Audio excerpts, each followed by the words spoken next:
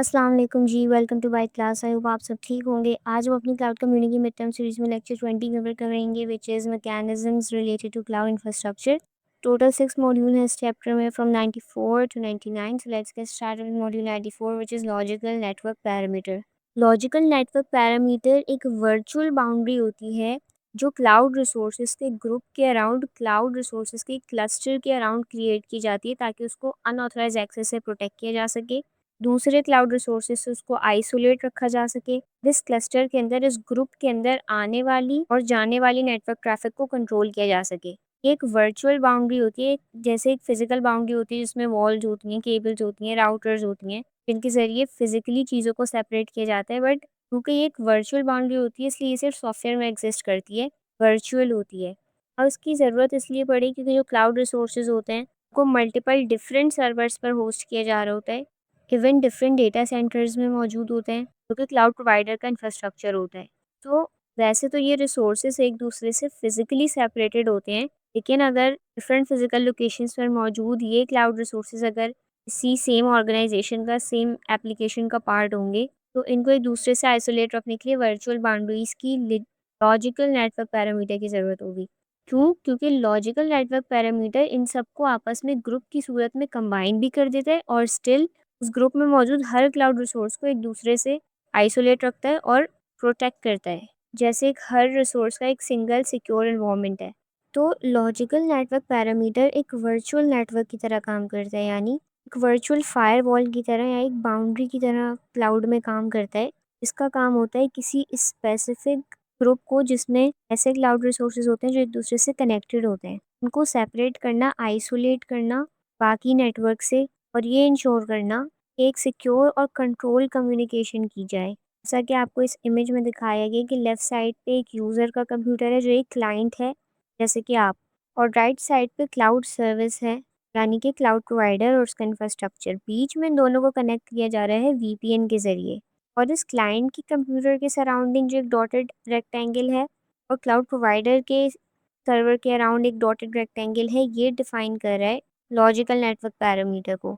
इस dotted rectangle के अंदर, इस बाउंड्री के अंदर जितने भी रिसोर्सेज मौजूद हैं वो एक सेम प्रोटेक्टेड वर्चुअल नेटवर्क का हिस्सा है। तो इन दोनों के बीच में कम्युनिकेशन कैसे होती है? सबसे पहले क्या होता है कि यूज़र एक रिक्वेस्ट सेंड करता है, जैसे कि आपने अपने ब्राउज़र पे किसी क्लाउड सर्विस के लिए लॉग इन करना चाहा, तो रिक्वेस्ट चली गई सर्विस प्रोवाइडर के सर्वर पर कि आप अपनी क्लाउड एप्लीकेशन को लॉग इन करना चाहते हैं। स्टेप 2 में क्या होगा कि ये जो आपकी रिक्वेस्ट है ये वीपीएन के ज़रिए ट्रैवल करेगी क्लाउड प्रोवाइडर के सर्वर पर जाने से पहले। वीपीएन आपकी उस कम्युनिकेशन को, आपकी उस रिक्वेस्ट को एन्क्रिप्ट करेगा, अनरीडेबल फॉर्म में कन्वर्ट कर देगा। फिर यहाँ से आपकी रिक्वेस्ट क्लाउड प्रोवाइडर के सर्वर के अराउंड जो लॉजिकल नेटवर्क पैरामीटर है, जो हमने डॉटेड रेक्टेंगल देखा था, वहाँ जाएगी। वो लॉजिकल नेटवर्क पैरामीटर, वो सिक्योरिटी मैकेनिज़्म ये वेरीफाई करेगा क्या आप एक ऑथेंटिक यूज़र हैं और आपकी रिक्वेस्ट ऑथेंटिक है। अगर वेरिफिकेशन हो जाएगी, अगर ये रिक्वेस्ट वैलिड होगी, तो फिर वो आपको अलाउ करेगा। फिर स्टेप 5 में जैसे ही आपकी रिक्वेस्ट अप्रूव हो जाएगी, फिर आपकी रिक्वेस्ट एक्चुअल में क्लाउड सर्वर पर जाएगी, जहाँ से आपको एक्सेस करने की परमिशन मिलेगी। नाउ इस लॉजिकल नेटवर्क पैरामीटर के 2 मेन कंपोनेंट्स होते हैं, 2 मेन पार्ट्स होते हैं। First is virtual firewall. Virtual firewall वैसे ही काम करती है जैसे एक नॉर्मल फायरवॉल हम अपने ब्राउज़र वगैरह पे इंस्टॉल करते हैं, बट ये एक सॉफ्टवेयर की फॉर्म में होती है। इसकी भी वही जॉब होती है जो एक नॉर्मल ट्रेडिशनल फायरवॉल की होती है, कि ये आपके सिस्टम में आने वाली और जाने वाली ट्रैफ़िक को इंस्पेक्ट करती है, चेक करती है। सिर्फ़ जो ऑथराइज़्ड ट्रैफ़िक होती है और जो वैलिड यूज़र्स होते हैं, सिर्फ़ उनको अलाउ करती है आपके सिस्टम में आने के लिए।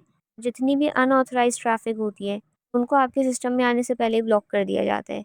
जिस तरह किसी कंपनी के एंट्रेंस पे सिक्योरिटी गार्ड फॉर एग्जांपल बैठा हुआ है और वो जितने भी मेंबर्स अंदर जा रहे हैं उन सबके आईडी कार्ड्स चेक कर रहे हैं, तो जिन जिन मेंबर्स के पास वो वैलिड आईडी कार्ड होगा उनको एंट्री मिल जाएगी और जिनके पास नहीं होगा उनको एंटर नहीं होने दिया जाएगा। तो यही सेम सिक्योरिटी गार्ड वाला काम वर्चुअल फायरवॉल का होता है। And next component is virtual network.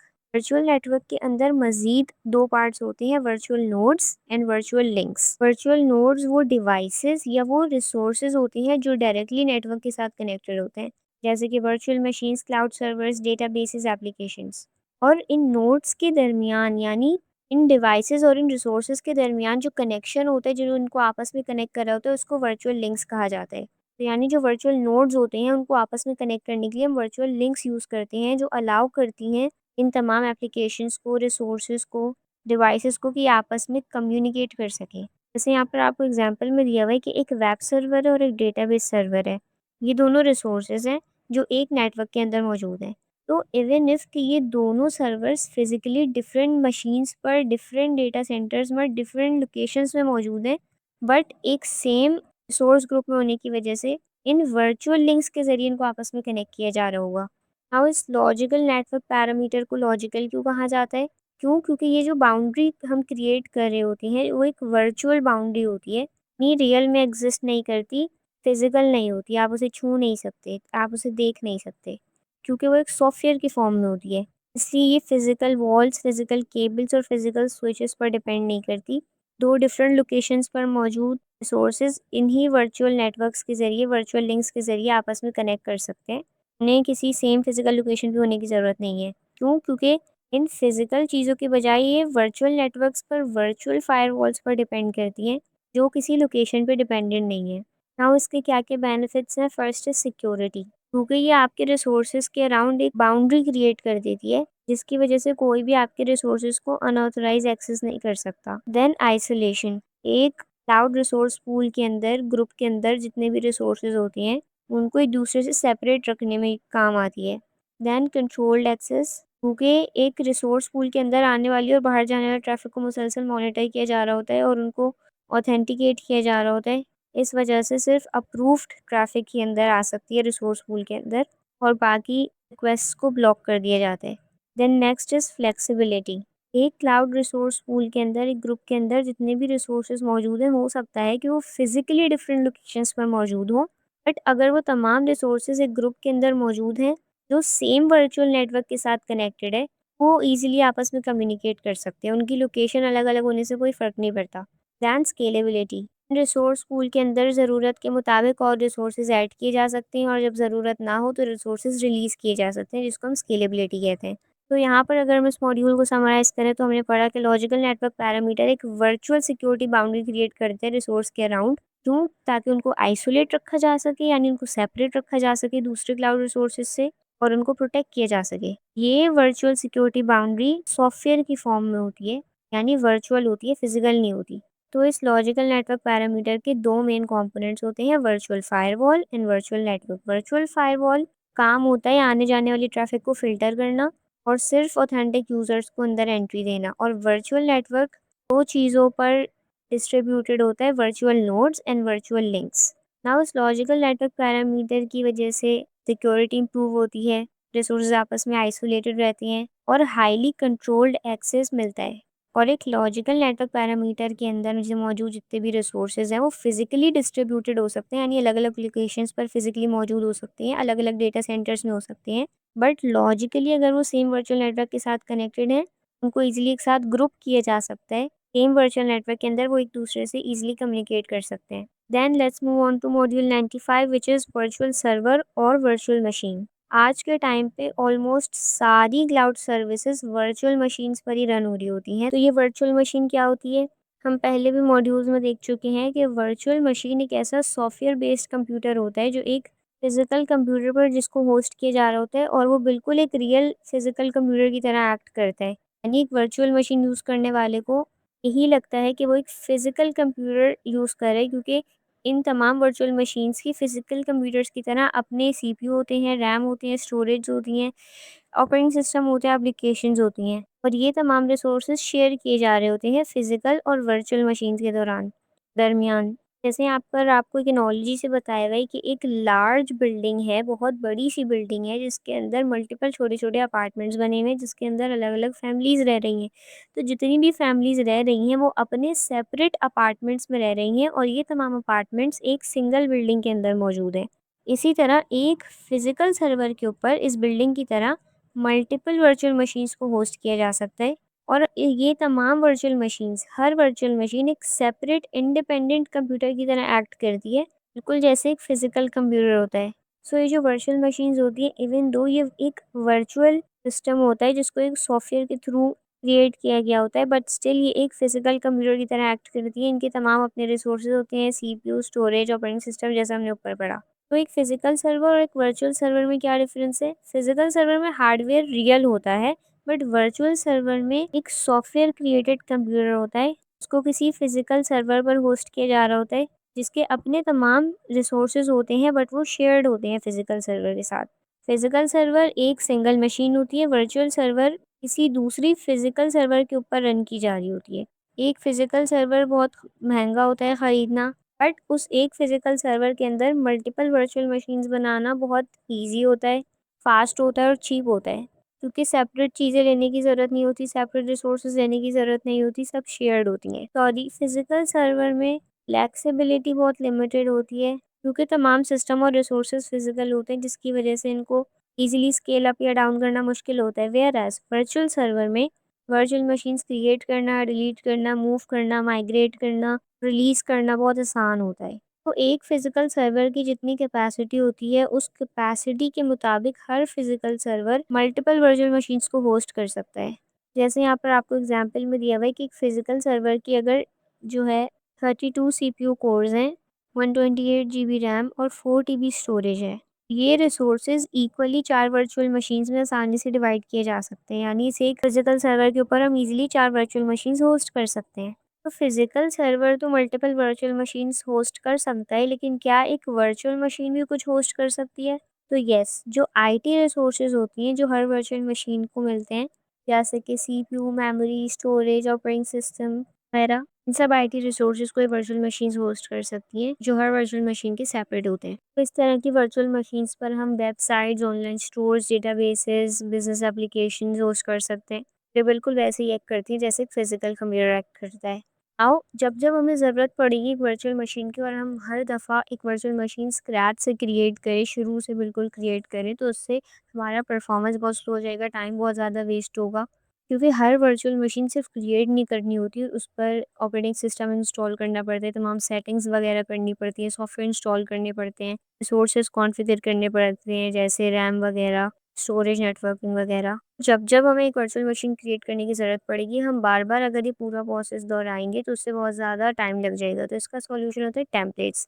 Templates एक प्री मेड मास्टर कॉपी होती है वर्चुअल मशीन्स की। जैसे यहाँ पर आपको टेम्पलेट की एग्ज़ाम्पल दी हुई है कि आपके पास एक परफेक्टली कॉन्फ़िगर वर्चुअल मशीन है, जिसमें तमाम सॉफ्टवेयर्स बहुत परफेक्टली पहले से सेट किए गए हैं। आपके किसी भी टास्क की स्पेसिफिक रिक्वायरमेंट्स के मुताबिक उसमें applications, softwares, operating systems already install किए गए हैं। तो अगर सेम किसी रिक्वायरमेंट के लिए आपको एक और वर्चुअल मशीन चाहिए और आप शुरू से स्क्रैच से उसे क्रिएट करेंगे तो बहुत ज़्यादा टाइम लगेगा। तो आप सिंपली इस टेम्पलेट की कॉपी बना लेते हैं, और ये जो कॉपीज़ होती हैं, ये जो टेम्पलेट्स होती हैं, ये नई वर्चुअल मशीन्स कहलाती हैं। तो टेम्पलेट जो होती है वो एक मास्टर कॉपी होती है वर्चुअल सर्वर की, ये एग्जैक्ट डेफिनेशन है। इसमें तमाम कॉन्फ़िगरेशन सेटिंग्स, यानी जितनी भी ऑपरेटिंग सिस्टम की, नेटवर्किंग की, स्टोरेज की सेटिंग्स होती हैं, कॉन्फ़िगरेशंस होती हैं, वो पहले से हुई हुई होती हैं। ऑपरेटिंग सिस्टम इंस्टॉल हुए होते हैं, जितने भी सॉफ्टवेयर्स हैं वो इंस्टॉल हुए होते हैं। वर्चुअल डिवाइसेस, क्योंकि ये एक वर्चुअल मशीन है, तो उसी वर्चुअल मशीन्स को एक्सेस करने के लिए जो वर्चुअल टूल्स चाहिए होंगे वो सब इसमें प्री कॉन्फ़िगर्ड होते हैं। तो क्योंकि इस टेम्पलेट में सारी चीज़ें पहले से मौजूद होती हैं, अगर आपको किसी सेम टास्क के लिए अगर ये वर्चुअल मशीन चाहिए तो आप सिंपली इसकी कॉपी बनाएँगे और वो कॉपी एक नई वर्चुअल मशीन बन जाएगी। जैसे यहाँ पर आपको वर्चुअल मशीन की टेम्पलेट्स की कुछ एग्ज़ाम्पल दी हुई है, जैसे Ubuntu plus Apache web server, इसी तरह आपको और टेम्पलेट्स की एग्ज़ाम्पल दी हुई है। आपको जिस तरह की वर्चुअल मशीन चाहिए अपने किसी स्पेसिफिक टास्क के लिए, आप सिंपली वो टेम्पलेट यूज़ करके विदिन सेकंड्स एक नई वर्चुअल मशीन क्रिएट कर सकते हैं, बगैर स्क्रैच से सारी कॉन्फ़िगरेशंस किए। सिंपली आप वो टेम्पलेट सिलेक्ट करेंगे जो आपको चाहिए और लॉन्च कर लेंगे, और फिर आप उसे यूज़ कर सकते हैं। एक यूज़र कैसे एक वर्चुअल मशीन क्रिएट करता है, आपको पूरा स्टेप बाय स्टेप प्रोसेस दिया हुआ है। स्टेप 1, इसमें जो क्लाउड प्रोवाइडर होता है वो आपको यानी क्लाउड कंज्यूमर को एक वेब पोर्टल ऑफ़र करता है, जो एक डैशबोर्ड की तरह होता है। जैसे Amazon web service, Azure, Google cloud console. जैसे ही इन पे लॉगिन करते हैं, आपके सामने एक डैशबोर्ड की तरह का एक पोर्टल खुल जाता है। यहाँ पर जाके आप अपने हिसाब से प्री कॉन्फ़िगर्ड टेम्पलेट्स सिलेक्ट कर सकते हैं अपनी ज़रूरत के मुताबिक। देन स्टेप 3 में है instantiate the virtual machine. Instantiate का मतलब होता है कि किसी सिलेक्टेड टेम्पलेट से एक वर्चुअल मशीन क्रिएट करना। जैसे आपके पास किसी चीज़ की मास्टर फाइल मौजूद है, ओरिजिनल कॉपी मौजूद है, और उस ओरिजिनल फाइल से आप मज़ीद कॉपीज़ बना रहे हैं, तो ये कहलाता है इंस्टेंशिएट करना। नाउ वो टूल, वो पैनल जिसके ज़रिए आप ये वर्चुअल मशीन्स क्रिएट कर रहे होते हैं, वो कहलाता है virtual infrastructure manager. Virtual infrastructure manager आपकी वर्चुअल मशीन्स क्रिएट करने के लिए, उनको मैनेज करने के लिए, आपको रिसोर्सेज़ एलोकेट करने के लिए, यानी जब भी आप किसी टेम्पलेट को यूज़ करते हुए एक नई वर्चुअल मशीन बनाएँगे, तो उसको रिसोर्सेज़ भी चाहिए होंगी, सीपीयू की power, networking, storage, operating system, softwares, applications, तो ये तमाम रिसोर्सेज़ एलोकेट करना इस वर्चुअल इंफ्रास्ट्रक्चर मैनेजर का काम होता है। और जितना भी आप इंफ्रास्ट्रक्चर यूज़ कर रहे हो, तो इन सबको मॉनिटर करना भी इस वर्चुअल इंफ्रास्ट्रक्चर मैनेजर का काम होता है और ये इसके लिए रिस्पॉन्सिबल होता है।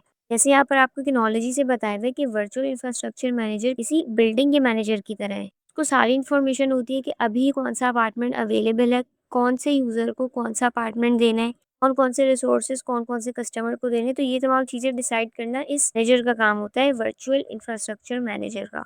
स्टेप 4 में जब इस वर्चुअल इंफ्रास्ट्रक्चर मैनेजर के ज़रिए आप अपने लिए टेम्पलेट यूज़ करते हुए अपनी ज़रूरत के मुताबिक एक वर्चुअल मशीन क्रिएट कर लेते हैं। उसके बाद आप उसको अपने हिसाब से कस्टमाइज़ करते हैं। आपको जो-जो एप्लीकेशंस चाहिए होती हैं वो इंस्टॉल करते हैं, आपको जिन यूज़र्स को ऐड करना होता है उनको ऐड करते हैं। क्योंकि जिस तरह एक फ़िज़िकल कंप्यूटर के ऊपर एक से ज़्यादा यूज़र्स हो सकते हैं, इसी तरह एक वर्चुअल मशीन पर भी एक से ज़्यादा यूज़र्स हो सकते हैं। जितनी भी नेटवर्किंग की सेटिंग्स होती हैं वो करना, पहले से जो बाय डिफ़ॉल्ट सेटिंग्स होती हैं उनमें चेंजेस करना, मॉडिफ़िकेशंस करना, की ज़रूरत के मुताबिक अगर आपको ज़्यादा कैपेसिटी की ज़रूरत है, ज़्यादा स्टोरेज की ज़रूरत है तो वो इंक्रीज़ करना। ये सब एज़ अ यूज़र आप अपने हिसाब से कस्टमाइज़ कर सकते हैं अपनी टास्क की नीड के मुताबिक। के लिए आपको वर्चुअल मशीन चाहिए। जैसे यहाँ पर आपको एक एग्ज़ाम्पल से बताया हुआ है कि अगर आपको एक वेबसाइट होस्ट करनी है, तो अगर आपके पास क्लाउड नहीं होगा तो आप क्या करेंगे? क्या आप एक सर्वर खरीदेंगे, उस पे ऑपरेटिंग सिस्टम इंस्टॉल करेंगे, नेटवर्किंग सारी सेटिंग करेंगे, एक वेब सर्वर इंस्टॉल करेंगे। बट ये तमाम सेटिंग करने में, तमाम कॉन्फ़िगरेशंस करने में बहुत ज़्यादा टाइम लग जाएगा। बट अगर आप एक क्लाउड वर्चुअल मशीन यूज़ करें, तो आप सिंपली किसी भी क्लाउड पोर्टल में लॉगिन करेंगे, जैसे Amazon web service, Microsoft Azure, Google वगैरह जो भी आप यूज़ कर रहे हैं, आप उसमें लॉगिन करेंगे। अपने टास्क की ज़रूरत के मुताबिक आपको जो टेम्पलेट सूट करती है, आप वो सिलेक्ट करेंगे, आप क्लिक करेंगे लॉन्च वर्चुअल मशीन और within few seconds, within few minutes आपके लिए वो virtual machine ready to use मिल जाएगी। नाउ इन वर्चुअल मशीन्स के क्या-क्या बेनिफिट्स हैं? First is better resource utilization, क्योंकि एक फिजिकल सर्वर के ऊपर मल्टीपल वर्चुअल मशीन्स हम होस्ट कर सकते हैं, इसलिए हम अपने रिसोर्सेज़ को उनकी मैक्सिमम कैपेसिटी तक इस्तेमाल कर सकते हैं और कोई रिसोर्स हमारा वेस्ट नहीं जाता। Then it is fast provisioning. इन प्री मेड टेम्पलेट्स का यूज़ करते हुए हम विदिन मिनट्स नई वर्चुअल मशीन्स क्रिएट कर सकते हैं, जिससे हमारा प्रोसेस बहुत ज़्यादा फास्ट हो जाता है। एंड स्केलेबिलिटी मिलती है हमें। अगर हमें और ज़्यादा सर्वर्स की ज़रूरत है, सिंपली हम और वर्चुअल मशीन्स क्रिएट कर सकते हैं। Then next benefit is isolation, क्योंकि हर वर्चुअल मशीन जो एक फिजिकल सर्वर पर रन हो रही होती है वो इंडिपेंडेंटली काम कर रही होती है, तो किसी एक के फेल होने से किसी दूसरे पर कोई फ़र्क नहीं पड़ता। देन ये बहुत ज़्यादा कॉस्ट इफेक्टिव होती है। जैसे हमने ऊपर देखा था कि अगर आपको एक वेबसाइट होस्ट करनी है, तो बजाय इसके आप पूरा एक सिस्टम कॉन्फ़िगर करें, एक वेबसाइट होस्ट करने के लिए आप सिंपली क्लाउड से सर्विसेज़ रेंट कर लेते हैं, रिसोर्सेज़ रेंट कर लेते हैं, आपको एक्सपेंसिव हार्डवेयर खरीदने की ज़रूरत नहीं पड़ती। सो यहाँ पर अगर हम इस मॉड्यूल को समराइज़ करें, तो हमने पढ़ा कि एक वर्चुअल मशीन एक सॉफ्टवेयर बेस्ड कंप्यूटर होता है जो बिल्कुल एक रियल मशीन की तरह काम करता है। वीएम्स इम्यूलेट फिजिकल सर्वर का मतलब यही है कि बिल्कुल जिस तरह एक फिजिकल सर्वर, एक फिजिकल सिस्टम काम कर रहा होता है, उसी तरह ही वर्चुअल मशीन्स एक्ट कर रही होती है। यूज़र को पता बिल्कुल नहीं चलता है कि वो एक फिजिकल सर्वर पे काम कर रहे हैं या एक वर्चुअल सर्वर पे। एक physical server multiple virtual machines host कर सकता है और हर वर्चुअल मशीन अपने लिए सेपरेट और डिफरेंट ऑपरेटिंग सिस्टम्स, एप्लीकेशंस और क्लाउड सर्विसेज होस्ट कर सकती है, उन पे रन कर सकती है। देन बार-बार वर्चुअल मशीन क्रिएट करने के झंझट से बचने के लिए हम टेम्पलेट्स यूज़ करते हैं, जो पहले से perfectly pre configured virtual machines की कॉपी होती है, मास्टर कॉपी। इन वर्चुअल मशीन्स में operating system, software, settings, disk content सब पहले से मौजूद होते हैं। हमें सिंपली अपनी ज़रूरत के मुताबिक जो-जो सॉफ्टवेयर्स चाहिए, जो ऑपरेटिंग सिस्टम चाहिए, उस हिसाब से हम वो टेम्पलेट सिलेक्ट करते हैं और किसी सेल्फ सर्विस पोर्टल के ज़रिए हम लॉन्च कर सकते हैं विदिन मिनट्स। ये virtual machines ready to use मिलती हैं। दैन ये जो पूरा प्रोसेस होता है वर्चुअल मशीन्स क्रिएट करने का, रिसोर्सेज एलोकेट करने का, ये मैनेज करना वर्चुअल इंफ्रास्ट्रक्चर मैनेजर का काम होता है। नाउ एक वर्चुअल मशीन हमने टेम्पलेट का यूज़ करके क्रिएट कर ली, इसके बाद अपनी ज़रूरत के मुताबिक हम इसको कस्टमाइज़ भी कर सकते हैं, यानी पहले से जो सेटिंग्स हुई हैं उसमें हम मॉडिफिकेशंस भी कर सकते हैं। हमें मज़ीद कोई सॉफ्टवेयर इंस्टॉल करनी है, एप्लीकेशंस डाउनलोड करनी है, वो हम ईज़िली कर सकते हैं। इस वर्चुअलाइजेशन के ज़रिए स्केलेबिलिटी का फैक्टर मिलता है, फ्लेक्सिबिलिटी मिलती है, रिसोर्सेज की फुल्ली तौर पर उनकी मैक्सिमम कैपेसिटी तक हम उनको यूटिलाइज़ कर सकते हैं। Then moving on to next module 96 which is cloud storage device. Cloud storage device cloud पर आपका डेटा स्टोर करने के लिए एक मैकेनिज़्म, एक स्टोरेज मैकेनिज़्म होता है, जिसका वही काम होता है कि आप क्लाउड पर बहुत ज़्यादा तादाद में अपना डेटा स्टोर कर सकें। इंटरनेट के ज़रिए कभी भी कहीं से भी रिमोटली आप उस डेटा को एक्सेस कर सकें और इन स्टोरेज मैकेनिज़म्स को एक वक़्त में मिलियंस की तादाद में यूज़र्स अगर यूज़ करें, तो ये मैकेनिज़म्स फुल्ली इस चीज़ को सपोर्ट करें, क्रैश आउट ना हो। और इन स्टोरेज को हम अपनी ज़रूरत के मुताबिक एक्सपेंड या श्रिंक कर सकते हैं डायनामिकली, यानी ऑटोमेटिकली स्केल अप या स्केल डाउन कर सकते हैं। जैसे यहाँ पर आपको एक एग्जांपल में दिया हुआ है कि अगर आपके लैपटॉप की स्टोरेज सिर्फ 256 जीबी है और इससे ज़्यादा हैवी फाइल अगर आपको स्टोर करनी है, तो वो आप अपने लैपटॉप के लोकल सिस्टम में स्टोर करने के बजाय आप गूगल ड्राइव पर स्टोर कर सकते हैं, जो कि क्लाउड स्टोरेज में सेव हो रही होगी, गूगल के डेटा सेंटर्स में स्टोर हो रही होगी। और जब कभी भी आपके पास इंटरनेट कनेक्टिविटी मौजूद है, आप कभी भी कहीं भी उसे एक्सेस कर सकते हैं। नाउ उन कैरेक्टरिस्टिक्स पढ़ते हैं क्लाउड स्टोरेज डिवाइसेस के। First point is instances can be virtualized. Now जो क्लाउड स्टोरेज होती है, वर्चुअल सर्वर्स की तरह इनको भी वर्चुअलाइज किया जा सकता है, यानी एक फिजिकल स्टोरेज सिस्टम को मल्टीपल वर्चुअल सर्वर्स के लिए, मल्टीपल वर्चुअल स्टोरेज के लिए डिवाइड किया जा सकता है। यानी इन शॉर्ट इजी वर्ड्स में कि एक फिजिकल स्टोरेज सिस्टम को मल्टीपल यूजर्स के लिए डिवाइड कर दिया गया वर्चुअल स्टोरेज स्पेसेस में। जैसे अगर एक 100 टीबी का स्टोरेज सिस्टम मौजूद है, तो उसको कस्टमर की डिमांड के मुताबिक जितनी उनको ज़रूरत है, स्टोरेज उनमें आपस में बाँट दी जाएगी। हर कस्टमर को यही लगेगा कि वो अपनी खुद की स्टोरेज पर डेटा स्टोर कर रहे हैं, बट वो इन एक्चुअल क्लाउड में मौजूद फिजिकल स्टोरेज सिस्टम का डिवाइडेड पीस यूज़ कर रहे होंगे। Then second point is support dynamic scaling. इस स्टोरेज को हम ईज़िली स्केल कर सकते हैं, ज़रूरत के मुताबिक कम या ज़्यादा कर सकते हैं। और इसको इंक्रीज़ या डिक्रीज़ करने के लिए हमें इन एक्चुअल कोई हार्डवेयर रिप्लेस करने की ज़रूरत नहीं पड़ती। जैसे अगर कोई एक कंपनी आज 100 जीबी डेटा की स्टोरेज कैपेसिटी यूज़ कर रही है, बट 1 ईयर बाद उनका बिज़नेस एक्सपेंड हो जाता है, अब उनको ज़्यादा स्टोरेज की ज़रूरत है, तो अब उन्होंने एक्सपेंड कर लिया, स्केल कर लिया अपने रिसोर्सेज़, अपनी स्टोरेज, और अब वो 5 टीबी तक की कैपेसिटी यूज़ कर रहे हैं। तो ये ही कहलाती है scalability. Then third point is remote access. इस स्टोरेज को क्योंकि क्लाउड पर मौजूद होती है, इंटरनेट के ज़रिए यूज़र्स कभी भी कहीं भी एक्सेस कर सकते हैं, रिमोटली एक्सेस कर सकते हैं। अब इन क्लाउड स्टोरेज में हम कितनी तरह का डेटा स्टोर कर सकते हैं? First is file storage. सबसे कॉमन मेथड होता है डेटा स्टोर करने का, जिसमें डेटा को ऑर्गेनाइज़ कर दिया जाता है फाइल्स और फ़ोल्डर्स की सूरत में। जैसे आपको एग्जांपल में दिया हुआ है one drive, Google drive, Dropbox वगैरह, जिसमें आप फाइल्स की सूरत में डेटा स्टोर कर रहे होते हैं। Then next is block storage. Block storage में आपके डेटा को छोटे-छोटे ब्लॉक्स में डिवाइड कर दिया जाता है। हर ब्लॉक का अपना एक एड्रेस होता है, जो डिफरेंट लोकेशंस पर मौजूद हो सकते हैं, और जब भी आप रिक्वेस्ट करते हैं इस डेटा की जो ब्लॉक स्टोरेज में मौजूद होता है, फ़ौरन से आपकी रिक्वेस्ट पर ये तमाम छोटे-छोटे ब्लॉक्स कंबाइन होके आपके लिए एक्सेसिबल हो जाते हैं। जैसे आपको एनालॉजी में दिया हुआ है कि अगर आपने एक बुक स्टोर की है क्लाउड स्टोरेज पर, तो फाइल स्टोरेज में क्या होगा कि जब आप एक्सेस करने की कोशिश करेंगे, तो आपको उस बुक में मौजूद एक पूरे चैप्टर का एक्सेस मिलेगा। लेकिन ब्लॉक स्टोरेज में अगर आप स्पेसिफिकली कोई एक पेज देखना चाहते हैं, जैसे पेज 57, तो डायरेक्टली आप वो पेज एक्सेस कर सकते हैं, आपको पूरा चैप्टर देखने की ज़रूरत नहीं है। क्योंकि इस डायरेक्ट एक्सेस की वजह से ये बहुत ज़्यादा फास्ट होता है, इसलिए जो वर्चुअल मशीन्स होती हैं, डेटाबेसेस होता है, हाई परफॉर्मेंस एप्लीकेशंस होती हैं, जिसमें यूज़र्स की रिक्वेस्ट को फ़ौरन रिस्पॉन्ड करना होता है, उनमें यूज़ किया जाता है।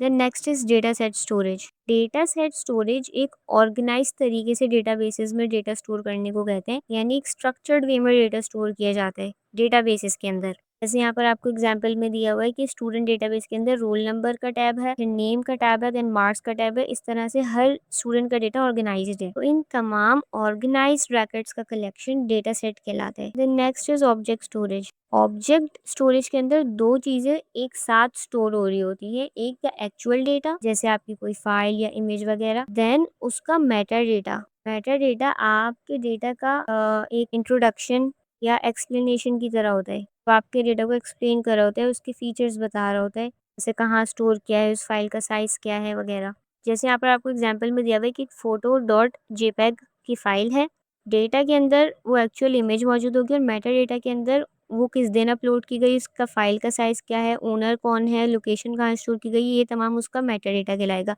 तो इन दोनों को, एक्चुअल डेटा को और उसके मेटा डेटा को एक साथ जब स्टोर किया जाता है, तो वो किया जाता है in object storage. Then next is storage interfaces. जो ऊपर हमने डिफरेंट तरह की स्टोरेज टाइप्स पढ़ी, उन सबको एक्सेस करने के लिए जो मेथड यूज़ किया जाता है, उसको स्टोरेज इंटरफेस कहते हैं। डिफरेंट तरह की स्टोरेज टाइप के लिए डिफरेंट तरह के इंटरफेसेस यूज़ किए जाते हैं। जैसे कि फाइल स्टोरेज और ब्लॉक स्टोरेज के लिए नेटवर्क स्टोरेज इंटरफेस यूज़ किया जाता है। जैसे जब आपके कंप्यूटर पर आप कोई शेयर्ड नेटवर्क ड्राइव यूज़ कर रहे होते हैं, यानी एक ऐसी ड्राइव जिसको आपके अलावा आपके दूसरे टीम मेंबर्स भी एक्सेस कर सकते हैं और उस पर डेटा अपलोड कर सकते हैं, तो ये एक शेयर्ड नेटवर्क ड्राइव है। इसको कहते हैं network storage. Then object storage interface images, videos, backups और डॉक्यूमेंट्स के लिए यूज़ की जाती है। देन यहाँ पर दो टेक्नोलॉजीज़ दी हैं जिनके ज़रिए आप ऑब्जेक्ट स्टोरेज इंटरफेस को एक्सेस कर सकते हैं। First is REST, representational state transfer, और दूसरा है SOAP, simple object access protocol. ये वो वेब सर्विस टेक्नोलॉजीज हैं जिनके जरिए आप क्लाउड स्टोरेज से कम्युनिकेट कर सकते हैं। जैसे मैंने आपको एग्जांपल में बताया हुआ है कि जब आप अपनी मोबाइल ऐप के जरिए क्लाउड पर कोई इमेज अपलोड कर रहे होते हैं तो वो वहाँ पर रेस्ट एपीआई यूज हो रही होती है। Then database storage interface databases के लिए यूज किया जाता है, जो दो तरह के डेटाबेसेस को सपोर्ट करता है। फर्स्ट रिलेशनल डेटाबेस जैसे कि एसक्यूएल, और दूसरा non relational database. Relational database उसको कहते हैं जो टेबल्स की सूरत में डेटा स्टोर करे, क्योंकि इसमें टेबल्स की सूरत में डेटा स्टोर हो रहा होता है तो तमाम डेटा ऑर्गेनाइज्ड होता है, रोज एंड कॉलम्स की सूरत में स्ट्रक्चर्ड होता है। ये जॉइंट्स को सपोर्ट करते हैं, यानी बाद में एक टेबल क्रिएट करने के बाद भी आप इजीली उसमें कहीं अगर मॉडिफाई करना चाहें, कोई नई रो ऐड करना चाहें तो आप इजीली कर सकते हैं। देन मोर प्रोसेसिंग ओवरहेड, मतलब इस तरह के जो रिलेशनल डेटाबेसेस होते हैं उसमें स्ट्रिक्ट डेटा इंटेग्रिटी रखी जाती है, यानी डेटा की ओरिजिनलिटी को मेंटेन करने के लिए बहुत ज़्यादा स्ट्रिक्ट मैकेनिज्म्स होते हैं, स्ट्रिक्ट पॉलिसीज़ होती हैं, और ये ट्रांजैक्शन को सपोर्ट करते हैं। ट्रांजैक्शन क्या होता है?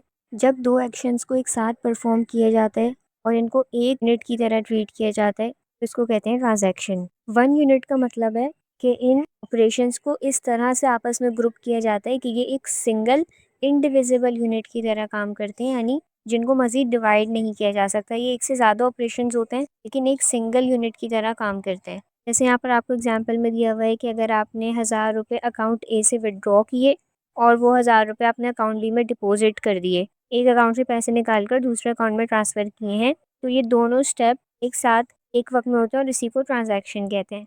ज्वाइन क्या होता है? जैसा कि हमने ऊपर पढ़ा था कि रिलेशनल डेटाबेसेस में डेटा को टेबल्स की फॉर्म में ऑर्गेनाइज करके स्ट्रक्चर्ड करके सेव किया जाता है, स्टोर किया जाता है। मल्टीपल अलग अलग टेबल से डेटा लेकर उनको कंबाइन करना ज्वाइन कहलाता है। जैसे यहाँ पर आपको एग्जाम्पल में दिया हुआ है कि एक स्टूडेंट टेबल था जिसमें स्टूडेंट के नेम थे, वहाँ से आपने नेम लिया और दूसरे मार्क्स टेबल से मार्क्स लिए और आपने उन दोनों को कंबाइन कर दिया, तो ये ज्वाइन कहलाता है। देन नॉन रिलेशनल डेटाबेस क्या होता है? जैसे रिलेशनल डेटाबेसेस में ऑर्गेनाइज और स्ट्रक्चर्ड फॉर्म में डेटा सेव किया जाता है, बट नॉन रिलेशनल डेटाबेस में इसका ऑपोजिट होता है। डेटा को फ्लेक्सिबल फॉर्मेट में स्टोर किया जाता है, यानी कोई फिक्स टेबल नहीं होता, आप अपने हिसाब से डेटा को कस्टमाइज करके किसी भी फॉर्मेट में सेव कर सकते हैं।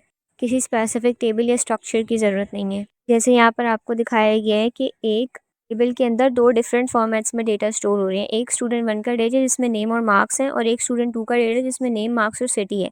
तो एक ही टेबल के अंदर दो डिफरेंट फॉर्मेट्स में डेटा स्टोर हो सकता है इन नॉन रिलेशनल डेटाबेस। इसके क्या क्या करेक्टरिस्टिक्स हैं? ये फास्ट होता है क्योंकि हमें डेटा को ऑर्गेनाइज वे में स्टोर करने की ज़रूरत नहीं है, टेबल्स में डिवाइड करने की ज़रूरत नहीं है। हम फ्लेक्सिबली कभी भी कहीं भी रैंडमली डेटा को स्टोर कर सकते हैं, तो इस वजह से बहुत ज़्यादा फास्ट होता है। फ्लेक्सिबिलिटी मिलती है हमें, बहुत ज़्यादा लार्ज अमाउंट में डेटा को ईजिली नॉन रिलेशनल डेटाबेसेस में हैंडल किया जा सकता है। अब क्योंकि नॉन रिलेशनल डेटाबेसेस में डेटा को इंटरकनेक्टेड टेबल्स में नहीं सेव किया जा रहा होता बल्कि फ्लेक्सिबल फॉर्मेट्स यूज़ किए जा रहे होते हैं, जैसे कि जेसन वगैरह। तो ये जो फ्लेक्सिबिलिटी होती है ये नॉन रिलेशनल डेटाबेसेस को अलाउ करती है कि वो हॉरिजॉन्टली स्केल कर सके अक्रॉस डिफरेंट सर्वर्स और बहुत ज़्यादा ह्यूज डेटा को इजीली हैंडल कर सके, क्योंकि ये तमाम डेटा जो स्टोर हो रहा होता है वो अनस्ट्रक्चर्ड होता है।